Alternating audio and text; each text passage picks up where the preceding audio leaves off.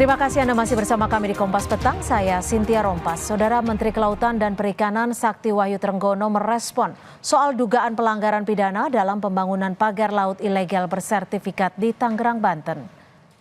Sakti bilang Kementerian Kelautan dan Perikanan hanya berwenang soal pelanggaran administratif. Sementara soal penanganan pelanggaran hukum pagar laut ilegal bersertifikat di kawasan pesisir Tangerang, Banten, dirinya menyerahkan kepada polisi. Sakti menambahkan kewenangan yang dapat dilakukan oleh instansinya sudah diatur dalam pasal 49 Undang-Undang Tenaga Kerja tahun 2020. ATR tentu kita akan melakukan penelitian atau penyelidikan. Kemarin ada 2 orang yang mengaku ya dari kelompok nelayan Pantura yang sudah disidik, tapi kan belum memenuhi unsur gitu loh. Artinya hukum karena kewenangan kita di administratif ya. Nanti kalau hukum itu adanya di kepolisian. Oke, Nah, baik. ya gitu. Beda ya. Agak beda. Administratif itu di kita. Kalau yang misalnya kaitannya dengan soal pidana atau hukum yang lain sesuai dengan pasal 49B Undang-Undang Cipta Kerja nanti ke Kapolri. Boyamin Saiman mewakili Lembaga Pengawasan dan Pengawalan Penegakan Hukum Indonesia LP3HI menggugat pra-peradilan melawan Kementerian Kelautan dan Perikanan karena tak kunjung menetapkan tersangka dalam kasus pagar laut ilegal di perairan Tangerang. Gugatan telah didaftarkan ke PN Jakarta Pusat. Boyamin menyebut alasan mengajukan gugatan salah satunya kepada KKP untuk mendesak KKP segera menyelesaikan penyidikan dan menetapkan tersangka pagar laut ilegal. Ini jengkel terhadap Kementerian KKP yang mana penyidikan dilakukan tanpa menetapkan tersangka. Jadi alasan pertama itu. Yang kedua, mereka malah memberikan tenggat waktu 20 hari untuk menunggu yang terduga pelaku muncul. Ya mana bisa itu yang terduga pelaku malah lari dan menghilangkan barang bukti malahan itu untuk memaksa tanda kutip penyidik Kementerian Kelautan dan Perikanan untuk segera menuntaskan perkara ini, maka kita gugat pra peradilan supaya cepat menetapkan tersangka, membawa ke pengadilan dan diketahui siapa pelaku atau orang yang melakukan pemagaran atau yang menyuruh melakukan atau membiayai.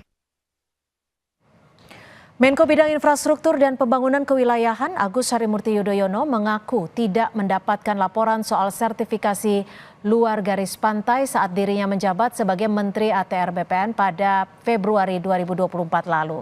Saat ditanya wartawan soal dugaan pemilik HGB pagar laut di Tangerang tersebut adalah satu grup dengan konglomerat Aguan, maksud kami, AHY meminta publik bersabar sambil menunggu proses investigasi yang dilakukan Kementerian ATR BPN.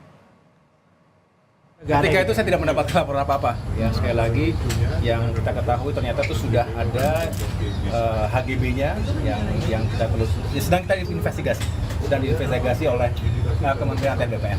Ada keterkaitan dari pemilik HGB ini, ternyata dia satu grup sama Aguan Group, itu benar atau enggak? Ya, nanti kita tunggu hasilnya ya. Kita tunggu hasilnya. Saya juga akan ikuti terus apa yang sedang dilakukan oleh teman-teman di ATR BPN. Ombudsman RI menelusuri dugaan maladministrasi dalam penerbitan sertifikat HGB dan SHM di atas laut di Kabupaten Tangerang, Banten. Ombudsman RI tegaskan pihak hingga saat ini pelaku pagar laut di perairan Kabupaten Tangerang belum ada yang mengaku. Namun anggota Ombudsman RI Heri Susanto bilang dibangunnya pagar laut cukup membuktikan tindakan ilegal karena pembangunan di wilayah laut harus mendapatkan izin kesesuaian kegiatan pemanfaatan ruang laut atau KKPRL.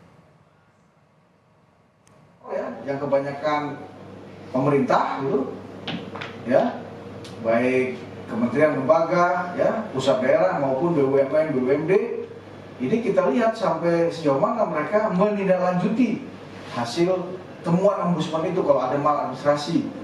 Ternyata ada SHM, SHGB, SHGU yang terbit, ya ini kan nanti akan kita cek apakah sudah ada melalui izin KKPRL. Kalau itu masuk wilayah perairan. Polemik pagar laut terus menjadi sorotan setelah dibongkar oleh TNI Angkatan Laut beserta KKP. Lantas apa langkah selanjutnya bagi pihak yang melakukan pelanggaran? Siapa saja yang bertanggung jawab dalam kasus ini dan bagaimana pengusutan hukumnya? Kita akan bahas bersama Boyamin Saiman, kuasa hukum dari Lembaga Pengawasan dan Pengawalan Penegakan Hukum Indonesia atau LP3HI, serta anggota Komisi 4 DPR RI Pangga Susanto. Selamat petang Pak Pangga, Bung Boyamin, terima kasih sudah bergabung bersama kami. Selamat petang. Selamat petang. Terima kasih. Ya, Bung Boyamin, ini sudah memasukkan gugatan kepada melawan KKP ya. Adakah pihak lain yang Anda gugat selain KKP dan alasan utama dari gugatan ini seperti apa? Ya, karena semata-mata menindaklanjuti statement-statement dari KKP, di mana kemarin Pak Dirjennya Pak Pulung itu mengatakan sudah melakukan penyidikan. Tapi kemudian berikutnya itu menjadi tidak jelas dengan alasan butuh 20 hari, padahal sudah nyegel. Nah, ini sebenarnya saya hanya pra peradilan itu saya pakai untuk melakukan audit kinerja dari penyidik atau penegak hukum. Nah, nanti misalnya apakah itu sudah ada izin dari pengadilan negeri setempat untuk melakukan penyitaan dalam hal ini penyegelan? Adakah surat perintah penyidikan? Dan berikutnya adakah surat pemberitahuan dimulainya penyidikan kepada jaksa penuntut umum gitu. Nah, ini kan dalam rangka ke sana saya pintu masuknya adalah penghentian penyidikan secara tidak sah. Kenapa tidak menetapkan tersangka? Karena apa? Malah justru memberikan waktu 20 hari. Padahal kalau namanya barang bukti ya disita, itu ya diambil gitu. Diambil, diamankan di kantor penyidik. Dan tidak harus semuanya. Yang diambil sampel, yang ada surat segelnya itu, yang lain-lain bisa dicabut. Sehingga kemudian kemarin yang agak menjengkelkan itu adalah ketika tentara kita, TNI Angkatan Laut mencabuti itu mungkin dianggap bisa kurang prosedur. Tapi sudah mendatangkan keadilan bagi masyarakat. Masyarakat senang.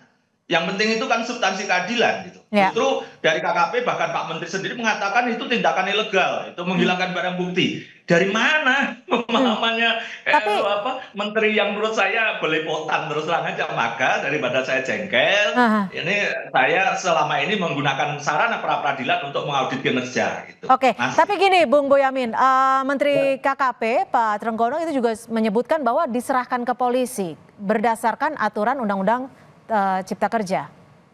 Nah, apalagi itu. Lah kemarin mengatakan penyidikan itu terus apa?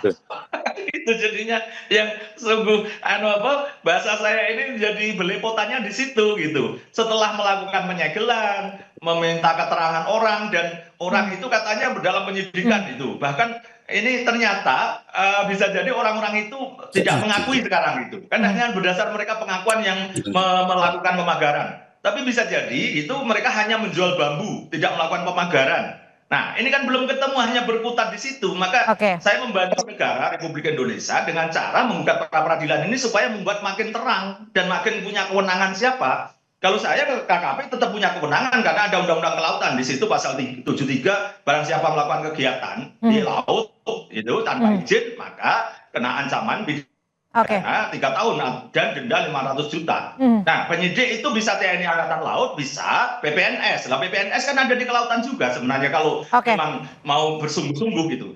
Tapi ya, ditahan sampai di situ Bung Boyamin. Saya coba ke Pak Pangga. Karena ini kewenangan polisi. Lah ngapain kemarin menjadi tindakan yang belepotan? Justru saya menggugat pra peradilan ini menolong KKP dari kesalahan-kesalahan itu gitu. Baik, kami tangkap. Saya ke Pak Pangga. Pak Pangga, kalau ini dilihatnya jadi melempar gitu ya. Siapa sih sebenarnya yang paling berwenang untuk menangani kasus ataupun menyidik kasus ini? Ya, ya dari Komisi 4 ingin mengetahui fakta lapangan tadi itu. Oleh karena itu kami dipimpin oleh Ketua Komisi Bu Titi dan kami unsur pimpinan ada 2 orang serta para poksi langsung meninjau lapangan di pesisir pantai itu dan masuk sampai ke pagar-pagar itu. Memang faktanya di situ sebagian sudah dicabut tapi sebagian juga masih ada pagar-pagar itu. Nah setelah itu baru kami rapat koordinasi dengan Menteri KKP, dengan Menteri ATR, BPN, dengan Menteri Lingkungan Hidup, ada Gubernur, ada Panglima dan jajarannya. Dan kita dari Komisi 4 ingin mendengarkan sebenarnya pendapat dari para pemangku kepentingan itu. Salah satunya misalnya dari dari ATR BPN, Menteri Pak Nusron ya. Itu memang ketentuannya memang tidak boleh itu. Oke, kami paham sampai di situ. Tapi sekarang kan bukan hanya soal pembongkaran lagi, tapi bagaimana mengusut siapa yang bertanggung jawab terhadap kasus ini. Lalu siapa yang paling berwenang untuk penanganan kasus ini? Siapa? Ya, kalau masalah ini kan masing-masing punya ini, masing-masing punya kewenangan ya. Jadi kalau kewenangan misalnya ATR BPN itu kewenangannya bisa mencabut itu HGU atau apa itu karena berusia 5 tahun. Kalau sudah 5 tahun itu menjadi kewenangan pengadilan. Oke, ini kan Menteri ATR sudah mencabut sebagian yang memang dibuktikan bahwa melanggar prosedur dan material. Lalu ininya bagaimana Pak Pangga untuk pidananya sendiri? Pelanggaran semuanya itu, ya kan, ya harus ke ranah hukum. Ranah hukum itu, apakah tadi melalui penyidikan dari pegawai negeri sipil yang ada di kementerian ATR atau KKP? Ya kalau itu mungkin KKP ya. KKP, jadi pelanggaran terhadap pengkaplingan dari laut misalnya kan. Itu kan sudah jelas melanggar hukum.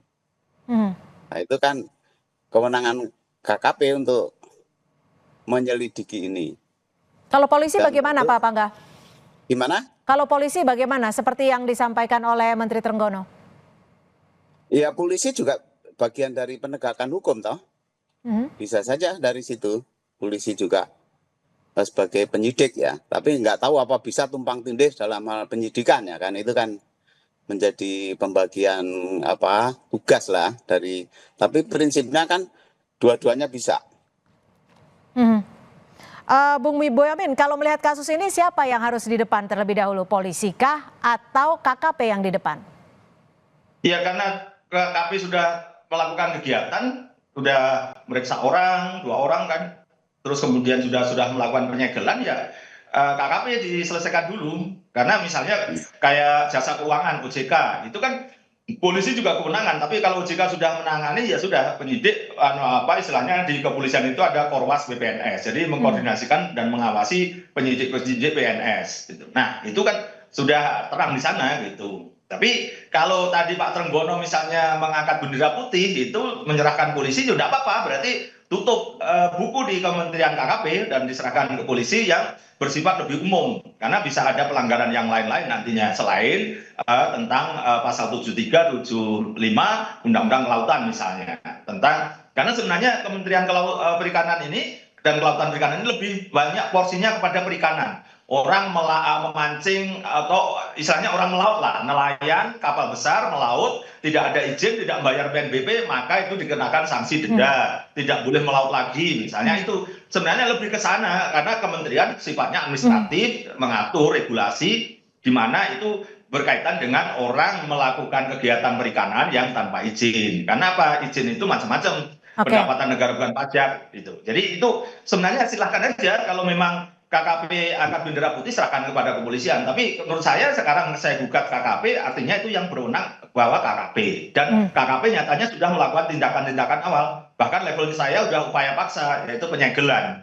Tapi saya ragu penyegelan itu, penyitaan itu apakah sudah izin pengadilan negeri setempat atau belum. Rasanya bisa jadi belum. Ini kan banyak hal yang salah prosedur dan juga bisa salah kewenangan nanti malahan. Maka daripada berpolemik saya bawa ke pengadilan. Oke, Pak Pangga, kalau ada dugaan ada konglomerat besar di belakang kasus ini, inilah yang membuat publik begitu pesimis penanganan kasus ini bisa diusut sampai tuntas. Bagaimana Komisi 4 DPR RI melihat ini dan apa yang harus dilakukan? Ya, dari keterangan-keterangan tadi kan masing-masing instansi kan memberikan pernyataannya ya kan. Ya, dari Komisi 4 akan mengawal ini. bagaimana penyelesaiannya dan komitmen dari masing-masing kementerian dan institusi itu. Terkait dengan penyidikan ya tadi disampaikan, ya bisa Polri, bisa PPNS gitu kan, penyidik pegawai negeri, tapi yang jelas harus ada koordinasi dari instansi-instansi itu. Gitu. Pengawasannya akan seperti apa nanti dari Komisi 4? Ya, pengawasannya sampai seberapa itu nanti yang terduga secara hukum ya, dan tersangka secara hukum, katakanlah kalau sampai sana ya kan, termasuk siapa saja yang terlibat di dalam kegiatan pelanggaran hukum ini kan gitu. Pak Pangga, menurut Komisi 4 sendiri ini kan kasus ini sebenarnya sudah berjalan begitu lama tanpa kita mengetahui siapa yang bertanggung jawab terhadap kasus ini. Meskipun Presiden sudah bergerak awal untuk membongkar. Lalu bagaimana sikap lanjutan dari Presiden sebaiknya untuk menurut Komisi 4? Ya kalau dari Presiden kan ini diselesaikan secara tuntas. Gitu kan. Sehingga semua instansi di bawah Presiden itu bergerak kan gitu. Bung Boyamin, semua instansi diminta untuk bergerak oleh Presiden. Apakah langkah-langkah yang saat ini sudah dilakukan oleh kementerian terkait sudah cukup cepat dan tepat menurut Anda? Sangat belum, karena ini kan termasuk ada hal selain pagar laut, ada isu HGB, hak guna bangunan di lahan laut. Dan ini justru istilah saya, ini saya rezeki anak soleh dapat hal yang lebih besar dan lebih menggelora. Dan besok saya lapor kepada Komisi Pemberantasan Korupsi atas terbitnya HGB ini diduga melanggar pasal 9 Undang-Undang nomor 31 tahun 99 tentang pemberantasan korupsi, di mana mengadopsi pasal 451 KUHP, di mana pejabat yang harusnya menjaga buku-buku register dan mengawasinya tapi tidak melakukan. Dan tidak harus ada kerugian negara loh di situ. Nah, ini kan sudah diketahui bahwa itu laut. Kenapa diberikan HGB? Nah, ini bisa masuk ke sana. Jadi malah saya melihatnya ini jadi isu yang lebih besar lagi, bukan sekedar pagar laut, tapi karena kemudian muncul HGB, maka saya akan mengambil langkah hukum, laporkan kepada KPK gitu. Dan bisa jadi ada oknum-oknum yang mengambil manfaat dari situ. Tidak tahu siapa, oknum bawah atau tengah atau pusat, tidak tahu. Nanti kita lihat itu. Paling tidak pintu masuknya berdasarkan pasal 9 Undang-Undang Pemberantasan Korupsi, di mana pejabat yang harusnya menjaga register dan segala macam, ini kan dalilnya tahun 82 katanya ada warkah letter C, letter D. Tapi kan ketika ini di pensertifikatan hanya dimulai tahun 2 jadi tahun 2023. Toh ada konsultannya yang mengukur laut. Baik. Gitu kan? Baik, kami tangkap Bung Boyamin. Nanti yang justru bisa menjadi melebar dan membesar isu ini, dan saya tangkap, besok saya laporan KPK masih. Baik, kami akan nantikan informasi dari Anda selanjutnya, akan melaporkan ke pihak KPK. Terima kasih Bung Boyamin Saiman, kuasa hukum dari LP3HI, dan juga Pak Pangga Susanto, anggota DPR dari Komisi 4 DPR RI. Terima kasih, selamat sore. Saudara, Presiden Prabowo Subianto mengapresiasi kinerja menterinya dalam 3 bulan bekerja. Prabowo bilang kabinetnya kompak